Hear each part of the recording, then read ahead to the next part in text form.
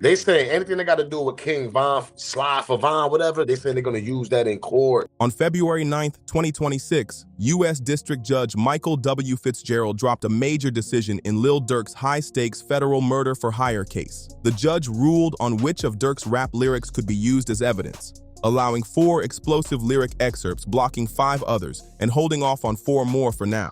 This ruling shakes things up big time.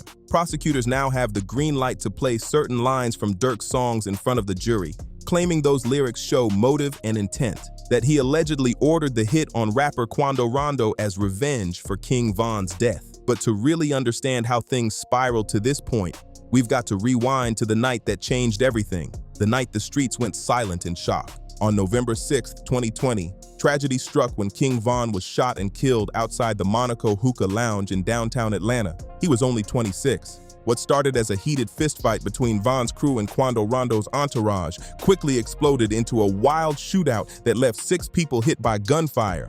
Von suffered multiple bullet wounds, including one to the head, and tragically passed away at the hospital. And that's because Durk's team filed motions to have things excluded. Not long after, Timothy Lul Tim Leaks, a 22-year-old from Savannah and known associate of Quando Rondo, was arrested and charged with felony murder. Leaks himself had been wounded during the chaos and had to be treated at Grady Hospital. But in October 2024, everything flipped again. The murder charge against Timothy Lul Tim Leaks was officially dismissed, shocking fans and sparking new debates all over social media. That same night back in 2020, 2 Atlanta police officers had also fired their weapons in the middle of the chaos, killing 2 members of King Von's entourage. Authorities later confirmed it. Von wasn't hit by the police, but by someone else in that wild crossfire. King Von, whose real name was Davon Daquan Bennett, came straight out of O Block, the infamous Parkway Gardens housing projects on Chicago's South Side. That neighborhood made legends and headlines, and Von carried it with pride. So if the judge denies that request, that means the evidence will be included. He and Lil Durk weren't blood related, but they called each other family. Durk used to say Von was his twin, his baby bro, his right-hand man through everything. They came up in nearby hoods, Von from O Block, Durk from Inglewood, and their bond went way back, all the way to the late 2000s or early 2000s, long before rap fame ever came into play. When Von got out of jail in December 2017, he wasn't even thinking about music. In an old interview, Von admitted he just planned to hang around Durk and rob people in his circle to make money. But Durk saw more. He saw potential, talent, and a story worth telling. Durk signed Von to his label, Only the Family, OTF, and showed him how to turn his real-life experiences into powerful lyrics. He even brought Von on major interviews like The Breakfast Club before Von had a single charting hit. That's how much faith he had in him, and it worked. And therefore can be used in the trial. Layman's terms, denied means bad news for Durk. Under OTF, Von's rise was explosive. His debut Grandson, Volume 1, dropped in 2019, making noise fast. Then his album Welcome to O Block went crazy, peaking at number 5 on the Billboard 200 in 2020. Von and Durk were unstoppable, dropping bangers like Crazy Story 2.0, Like That, and more. Durk appeared on Von's projects, and Von returned the favor on Durk's albums. Their chemistry was undeniable. Their music came straight from shared street pain. It wasn't just about beats and fame, it was a real brotherhood. Lil Durk and King Von had lived similar lives, fought the same battles, and turned those raw stories into songs that hit deep. But on the night Von lost his life, the two weren't even together. And that wasn't by choice. Back in 2019, both Durk and Von had caught charges in an Atlanta shooting case involving a man named Alexander Witherspoon outside the Varsity restaurant. Because of that case, a judge set bond conditions that forced them to stay apart. So when Von was at the Monaco Hookah Lounge that night, Durk wasn't allowed anywhere near him. First up is testimony and video surveillance surrounding the death of King Von. Durk found out about Von's death through social media. Imagine that heartbreak. He posted a tribute saying, "My twin gone. I love you, baby bro," with a photo that broke the internet. Fans, friends, and rappers across the hip-hop world mourned hard, but the internet turned it into something darker. Comments started flooding Durk's posts with the same demand. "Slide for Von!" That chant spread fast, popping up under every one of his photos and videos, turning grief into pressure. And that's where prosecutors say the story takes a dangerous turn. According to the feds, Durk didn't just mourn, they claim he put a cash bounty on Quando Rondo's head right after Von's killing.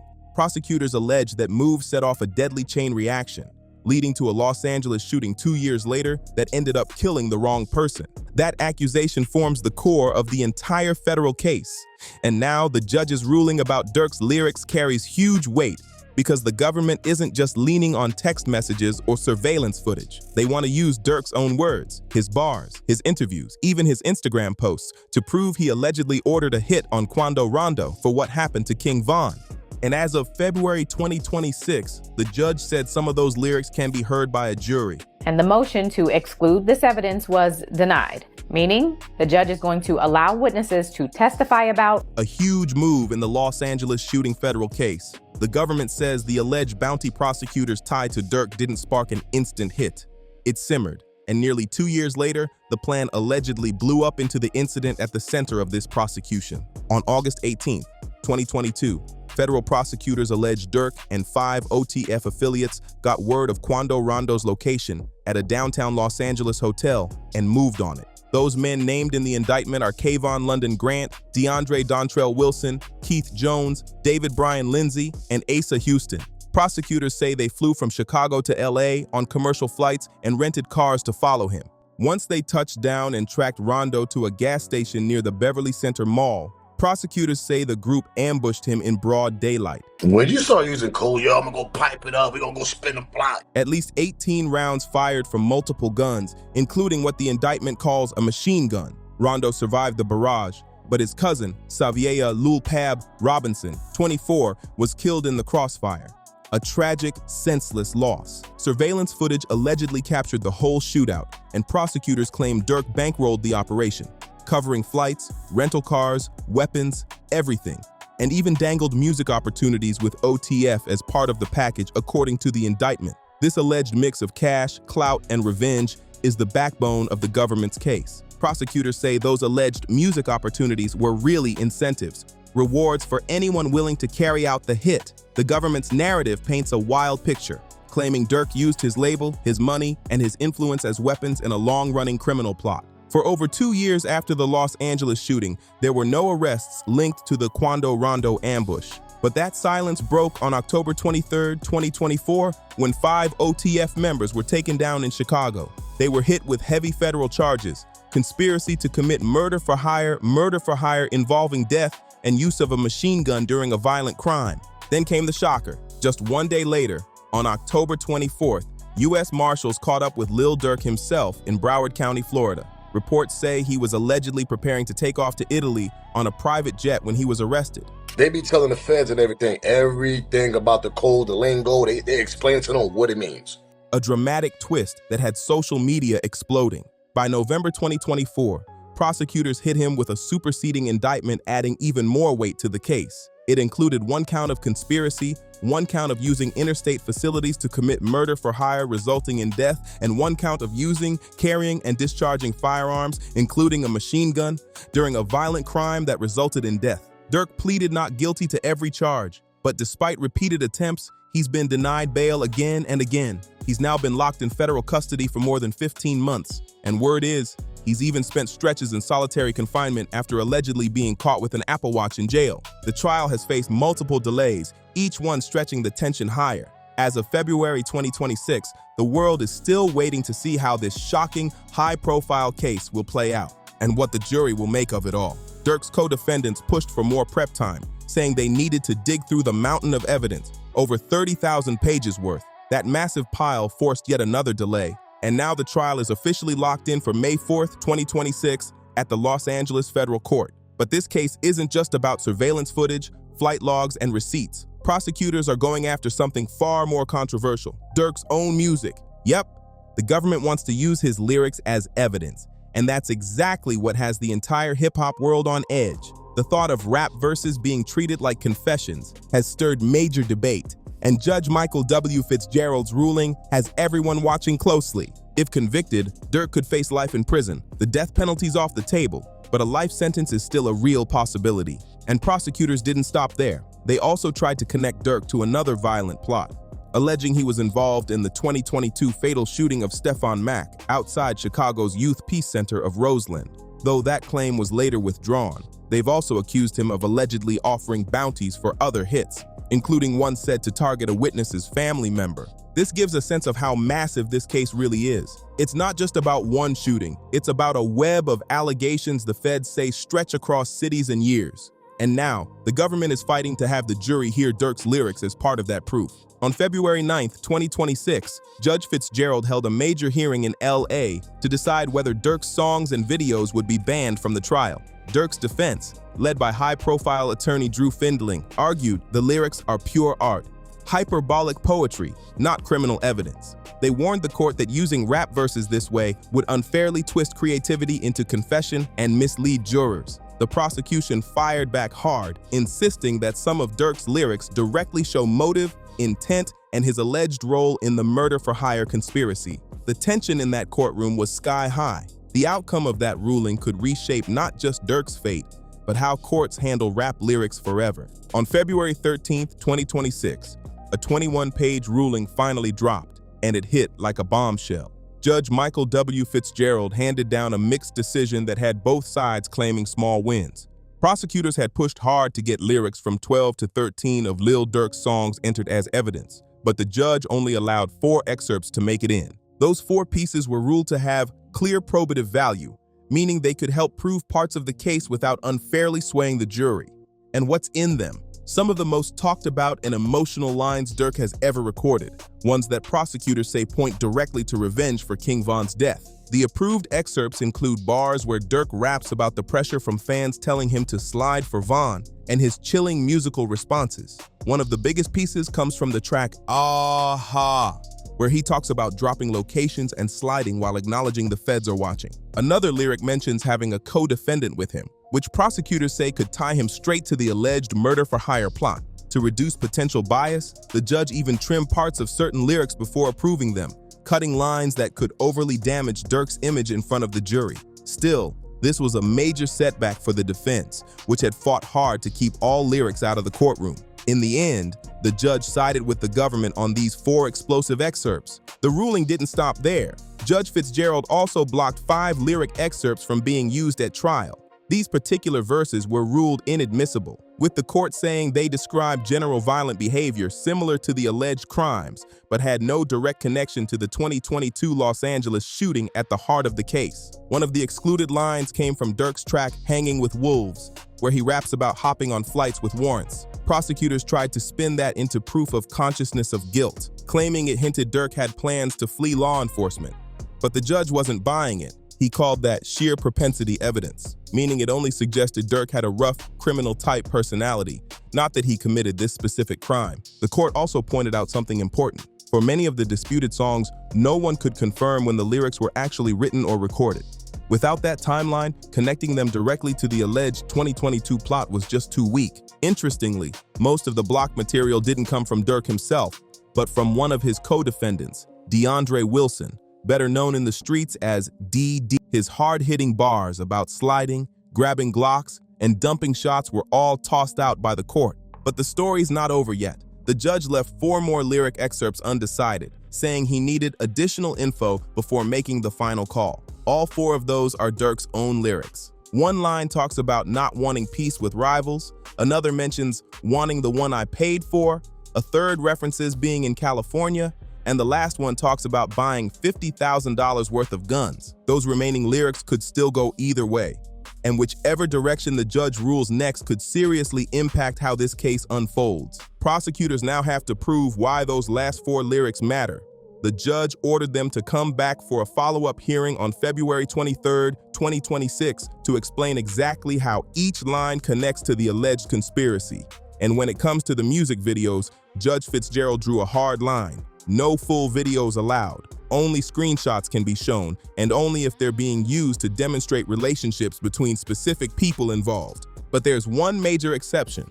A single video allegedly showing a reward connected to the bounty might still make it in if prosecutors can prove it's direct evidence of the hit-for-hire plot. That's a big if, but it's got everyone watching to see what the feds bring to the table. Now, here's where the headlines got messy.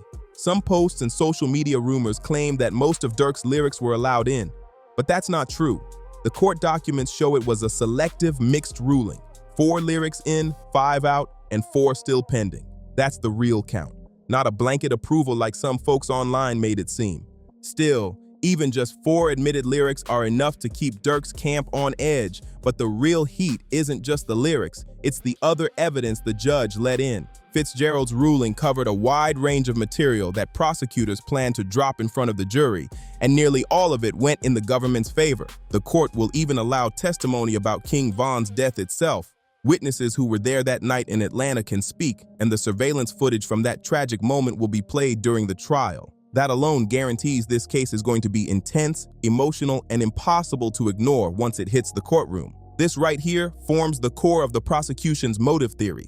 They want jurors to see what happened to King Von, to feel the emotional weight of that night, and then connect it directly to their claim that Lil Durk ordered retaliation out of revenge. That same surveillance video from the night Von was killed will be shown in court. The jury will witness it with their own eyes. It's raw, heartbreaking, and central to the government's story. Prosecutors want every juror to understand just how deep the bond between Durk and Von ran, and how that tragedy allegedly sparked everything that followed. And it won't just be the footage. Witnesses who were there that night are set to testify, giving firsthand accounts to back it all up. Then comes another surprising element: social media. The judge ruled that fan comments urging Durk to slide for Von are admissible evidence too. Why? Because during a past podcast interview, Durk was asked about those exact comments and replied that he doesn't see them anymore. The judge took that as proof that Durk knew about the online pressure, that he was aware of the flood of fans calling for revenge. That interpretation turned what seemed like harmless internet chatter into another key piece of the prosecution's motive argument. Now prosecutors have the green light to show those fan comments directly to the jury, and they plan to argue that this non-stop online pressure is what pushed Durk to act. Next up, the podcast clips. These go hand in hand with the social media evidence. The judge ruled that Durk's own podcast appearances can be used in court, including the one with DJ Academics, where Durk openly discussed the public's calls for retaliation after King Von's death. Those statements are now officially part of the government's arsenal, showing that Durk didn't just know about the slide for Von pressure, he publicly addressed it. Then there's the bombshell, direct messages. Prosecutors say Durk sent an Instagram DM to a rival that read, "I got them hunting you up. Better have 3 ski masks on." The judge sided with the government here too, calling this message a clear display of Durk's leadership role within OTF.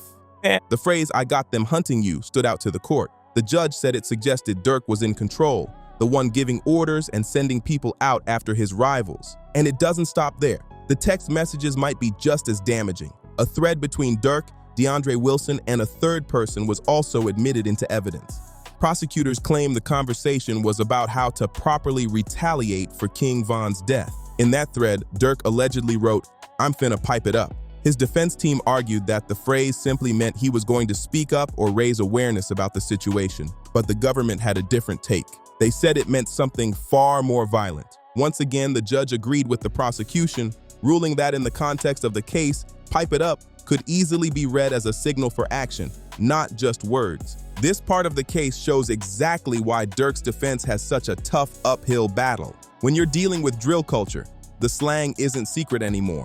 Millions already know what it means. So when Durk says, "pipe it up," the defense can argue it's just a figure of speech, but convincing a jury of that, that's a whole different story. Next comes the 6th piece of evidence, the voice memo. In this recording, someone is allegedly giving instructions on how Durk's money should be used, including lines about wanting people to get sliders and stuff like that for sure.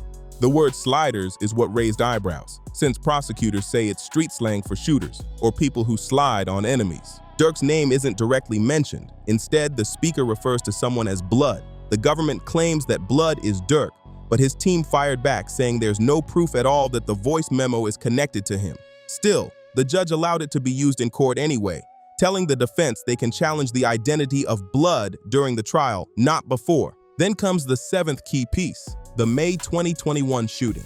This incident happened more than a year before the August 2022 ambush that killed Lul Pab. Prosecutors claim it was an earlier attempt on Quando Rondo's life and wanted to show both surveillance footage and witness testimony about what went down that day. Durk's legal team tried to block it, arguing there's no direct evidence linking him to that earlier shooting. But once again, the judge sided with the government because prosecutors say they've got something big, a cooperating witness ready to testify. That witness isn't just guessing or repeating gossip. According to the government, they're prepared to take the stand and connect Durk directly to that earlier attempt. That single testimony could change everything once the trial begins. The only piece of evidence the government chose to pull back on was the 2022 Stefan Mack murder case out of Chicago. Prosecutors voluntarily withdrew their request to use that incident at trial, and the judge made it clear that if they ever want to bring it up again, they'll have to file a new motion. For now, though, that part's officially off the table. But while that evidence is gone, the buzz around the case only grew louder, especially once DJ Academics jumped in with his take on what's really going down behind the scenes. He broke down something a lot of people missed: the prosecution's strategic chess move with those lyrics. According to Academics, the feds didn't push the lyrics just to prove Durk's guilt. It was a calculated power play. By introducing them and then accepting limits from the court, the prosecutors sent a loud message about their confidence. They're saying, "We don't need the lyrics to win this." Academics pointed out that this shows how stacked the case already is. The lyrics, he said, aren't the backbone. They're the extra weight sitting on top of an already heavy pile of evidence. It's the feds' way of saying the music just supports their story. But even without a single bar, they believe they can still take Durk down. And that might be the hardest truth in this whole story. Even if every single lyric had been tossed out of court, the mountain of other evidence, the texts, DMs, voice memos, surveillance clips, and cooperating witnesses would all still be standing strong against Lil Durk. So where does that leave him now? As of early 2026, Durk's situation is serious. His trial is locked for May 4th, 2026, and he's been sitting behind bars for over 15 months with no bail. His legal squad, led by powerhouse attorney Drew Findling, the same lawyer who's represented Big Meech, Cardi B, Boozy, Young Dolph, YFN Lucci, and NBA Youngboy, is gearing up for a courtroom war. They're preparing to challenge every single piece of evidence the government plans to throw their way. But here's the problem. Most of the rulings so far haven't gone Durk's way. The judge's decisions on those key pieces of evidence give prosecutors serious ammunition to build their story. Those 4 admitted lyrics let them use Durk's own words to help shape the jury's perception of his motive and intent. In that courtroom, the prosecution plans to stand before the jury and recite Durk's bars out loud. Lines about sliding for Vaughn, about having people hunting rivals, and about getting things done. And when they do, they'll argue that these aren't just lyrics or entertainment, they're confessions set to a beat. They'll tell the jury that Durk's verses are statements of fact from a man who allegedly ordered a killing. Meanwhile, Durk's defense is fighting back with everything they've got. They'll argue that rap is art, creative expression, not confession. They'll push that these lyrics are storytelling, hyperbole, performance. And they'll go even deeper, invoking the First Amendment, claiming that using rap lyrics in court unfairly targets Black and brown artists, while artists in other genres, from rock to country, get a free pass when they talk about violence or revenge in their songs. The stage is set for a legal showdown that's not just about Lil Durk, but about hip-hop itself. That defense, arguing that rap is art, not evidence, isn't new. It's been used in courtrooms all over the country. From Young Thug's RICO trial in Atlanta to Bobby Shmurda's case in New York and in dozens of other prosecutions, defense teams have fought back against prosecutors who use rappers' lyrics as proof of guilt. But as DJ Academics pointed out, this time it's different. He broke down the biggest difference between federal court and state court, and it changes everything. In state-level cases like Young Thug's, the process is messier. Witnesses switch up their stories, evidence gets challenged mid-trial, and things can drag out for months. But in the federal system, it's a whole different beast. Academics explained that the feds run a much tighter ship. Every witness is locked into their statements through grand jury testimony and multiple federal interviews. There's no room for sudden, I take it back moments once trial begins. In other words, those last-minute recantations that shook the YSL trial, that kind of chaos just doesn't happen in the federal system. The witnesses here are bound by sworn testimony, and once they've spoken, their words are set in stone. And if any witness dares to flip their story, they risk catching their own charges. That's what makes the federal system so different and so dangerous for defendants like Durk. In Young Thug's state case down in Fulton County, we all saw how messy things got. Witnesses broke down on the stand. Some changed their stories. Others suddenly couldn't remember key details. And the whole trial dragged on for what felt like forever. It turned into total courtroom chaos. But in federal court, that kind of drama almost never happens. If a witness takes the stand, they're expected to repeat word for word what they said during earlier interviews or in front of the grand jury, or they risk being hit with perjury or false statement charges. The feds make sure every witness knows, once you talk, you better stick to it. And then comes the most dangerous part for Durk, the cooperating witnesses.